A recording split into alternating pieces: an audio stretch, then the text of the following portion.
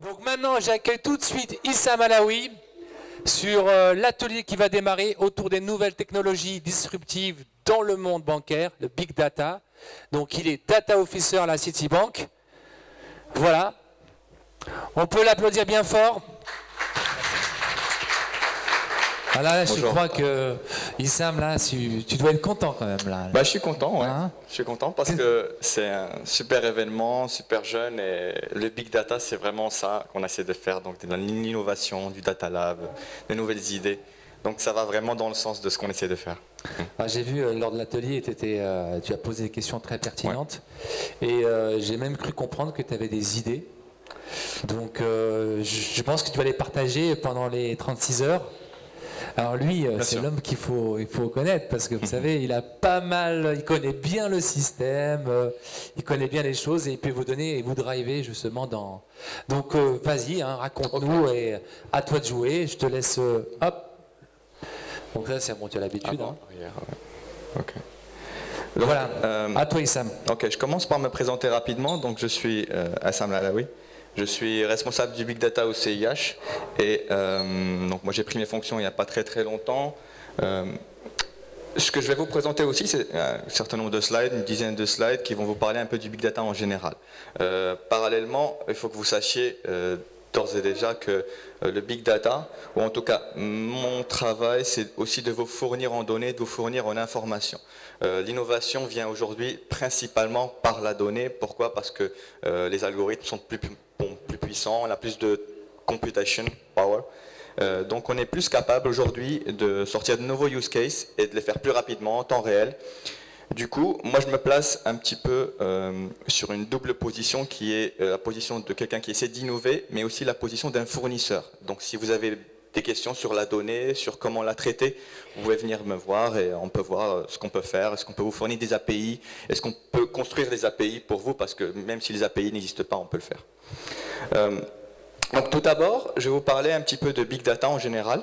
Je n'ai pas beaucoup de slides, hein, ce n'est pas une très longue présentation. Mais ce qu'il faut savoir, c'est que le Big Data, on en parle beaucoup. Et on ne sait pas trop ce que c'est. Malheureusement, il y a beaucoup de blabla, beaucoup de, on va dire, bullshit commercial qui se fait là-dessus. Moi, ce que je vous propose, c'est juste une vue un peu plus terre à terre de comment est-ce qu'on fait du Big Data au jour le jour et quelques conseils de quelqu'un qui a fait, j'ai fait à peu près un peu plus de 4 ans de Big Data dans les banques et les assurances. Donc tout le monde en parle et je pense que c'est vraiment le moment d'en faire. Que vous soyez start-up ou que vous soyez banque ou organisation, c'est vraiment le moment. La première grande idée du Big Data qu'il faut qu'on retienne, c'est pas nécessairement le volume des données. On parle de Big Data, ok, bon, c'est beaucoup de volume, il y a des problématiques technologiques qui sont liées donc au volume, mais la principale idée, c'est que aujourd'hui, la donnée qui est produite dans le monde, produite par nos systèmes, produite par notre interaction avec les organisations, avec nos systèmes d'information, c'est une donnée qui est non structurée. Donc c'est une donnée qui peut être sous la forme audio, qui peut être sous du texte, des vidéos, de la séquence de comportement. En fait, la grande idée, c'est que la donnée qu'on produit, la donnée la plus naturelle et la plus volumineuse qu'on produit, c'est la donnée qu'on ne met pas dans des bases de données relationnelles, qu'on ne met pas dans des feuilles Excel, qu'on ne met pas sous une forme tableau. Donc c'est une donnée, je ne sais pas, je rentre dans une agence et il y a une webcam, il y a une caméra, la caméra elle vous prend. Voilà, c'est naturel, personne ne rentre aucune information dans aucune table. De la même manière, vous surfez sur un site web, vous cliquez sur des liens. Le fait de cliquer sur des liens, c'est déjà une interaction et ça génère de la donnée. Donc, ce qui se passait avant, c'est qu'on avait un peu cette idée, ce paradigme que la donnée qui avait de la valeur, qu'il fallait utiliser, c'était de la donnée dans des tables Excel, avec des tables, des colonnes, si vous connaissez un petit peu SQL, ce genre de choses, Oracle, ce genre de choses. Aujourd'hui, on se dit, on va aller plus loin. On va essayer de traiter de la donnée sous d'autres formes. Lorsqu'on essaye d'attaquer la problématique des données non structurées, on se heurte à deux gros problèmes, qui sont des problèmes de l'outil et les problèmes du volume. Alors, pour la problématique de l'outil, il faut savoir que l'open source, c'est une vraie opportunité pour vous, c'est une opportunité aussi pour nous, parce qu'il y a beaucoup de choses qui se sont faites dans la recherche et qui ont été rendues très facilement accessibles par par donc l'open source, par un grand nombre d'ingénieurs qui ont travaillé pendant des années pour nous donner ces outils. Donc la recherche scientifique est très active et il y a beaucoup d'outils qui nous permettent de faire beaucoup de choses très rapidement. Il y a des outils qui sont plus ou moins documentés, bien sûr, c'est de l'open source. Mais cette démocratisation du big data, elle s'est faite surtout au travers de cet écosystème open source. Et évidemment par aussi de grands acteurs que vous connaissez du système d'information. La deuxième problématique à laquelle on s'est confronté, c'est le volume. À partir du moment où vous loguez de la donnée non structurée, c'est de la donnée qui ne peut pas être compressée ou qui est difficilement compressable. Et donc du coup, la problématique, c'est que vous avez 20 Tera, 200 Tera, 2 pétas, il faut voir Facebook, Google, combien les volumes qu'ils stockent. Donc, il vous faut aussi des outils qui soient adaptés à cette explosion de volume. Et là aussi, il y a des réponses dans l'open source, comme il y a des réponses chez les grands éditeurs, comme vous pouvez les éditeurs que vous pouvez connaître.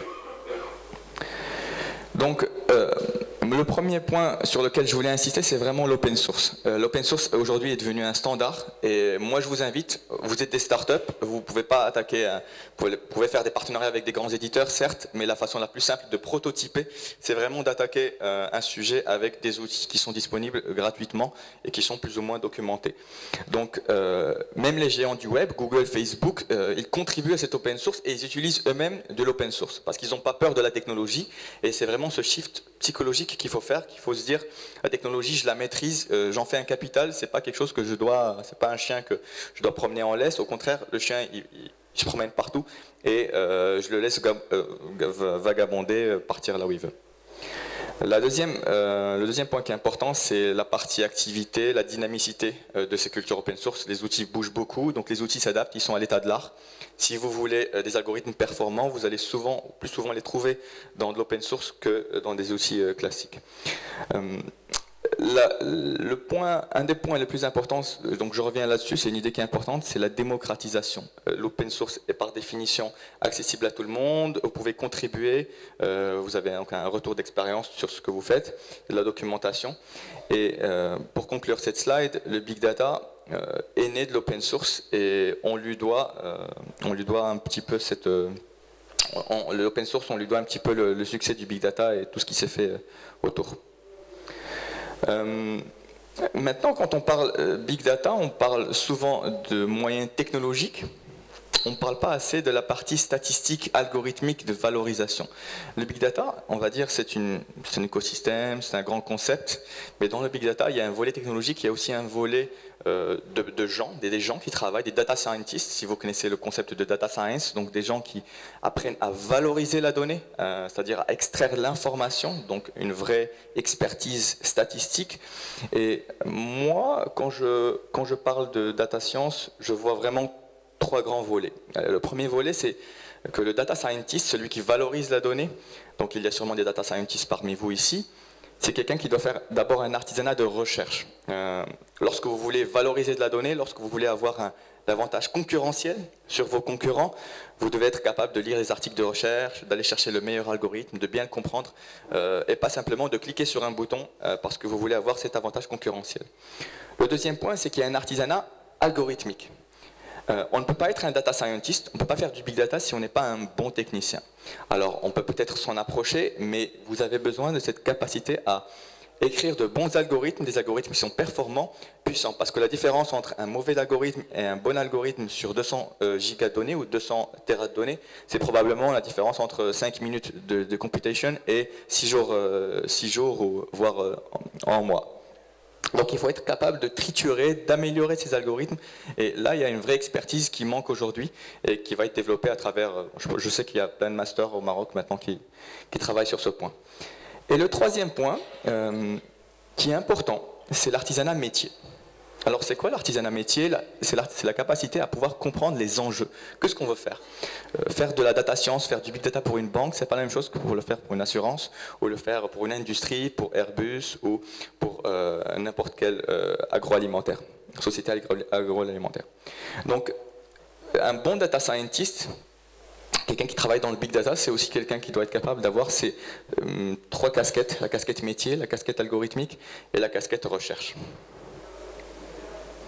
On le résume souvent par ce schéma que vous pouvez retrouver sur Internet. Donc là, je l'ai piqué, je ne sais plus d'où, mais on dit que le data scientist, qui est, on va dire, la force vive, la cheville ouvrière du big data, ça va être quelqu'un qui va maîtriser la partie recherche traditionnelle, la partie mathématique, la partie hacking skills, qui est vraiment une partie technologique. Vous devez avoir une bonne technicité.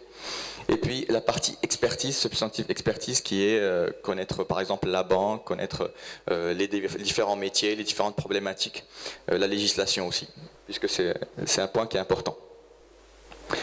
Maintenant, moi je vous propose 3 grandes idées, je pense qu'ils ne sont pas assez connues, par les organisations quand vous faites du big data. La première grande idée, elle est que, je le résume un peu humoristiquement par j'ai plagié quelque chose d'un peu plus célèbre, toutes les données naissent et demeurent libres et égales en droit. Une des plus grosses problématiques, c'est que vous allez toujours trouver quelqu'un pour vous dire non mais le fichier Excel là, oublie-le, c'est corrompu, ça marche pas. Ou bien des logs techniques, il y en a 200 gigas, tu trouveras jamais rien dedans. Et ça c'est un problème de mentalité, parce qu'il faut vraiment faire ce shift et se dire que les données soient transactionnelles ou techniques ou verbeuses ou structurées, même des données peu fiables, vous pouvez trouver de l'information dans de la donnée qui est peu fiable, c'est-à-dire de la donnée qui est mal saisie ou qui est pas forcément jugée a priori bonne à utiliser. Ce premier concept, il est important parce que le big data, il nous donne des outils qui nous permettent de balayer un scope très très large de sources de données. Et vous pouvez tirer de l'information de à peu près n'importe où. Que ce soit des clics de souris, des mouvements de souris. Moi, je peux vous garantir qu'on peut prédire de belles choses avec des mouvements de souris. Le deuxième principe, c'est qu'il faut travailler en agile, en itération. Et ça, vous le savez déjà, puisqu'on est dans un hackathon et qu'on parle on est dans un écosystème start-up et qu'il faut fondamentalement qu'on travaille avec des itérations continues.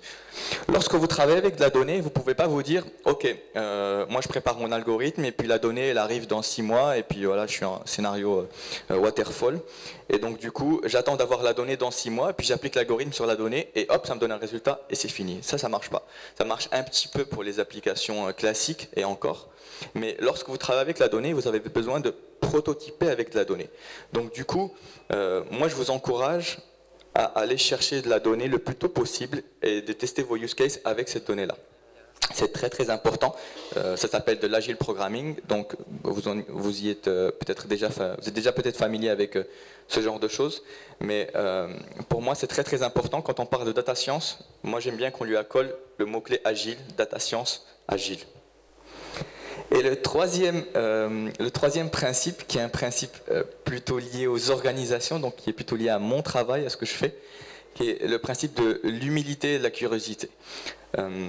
Vous êtes une start-up, vous êtes par exemple quelqu'un qui rentre dans une entreprise, vous rentrez dans un legacy, vous rentrez dans un système d'information qui est complexe, vous rentrez dans une forme de plat de spaghetti.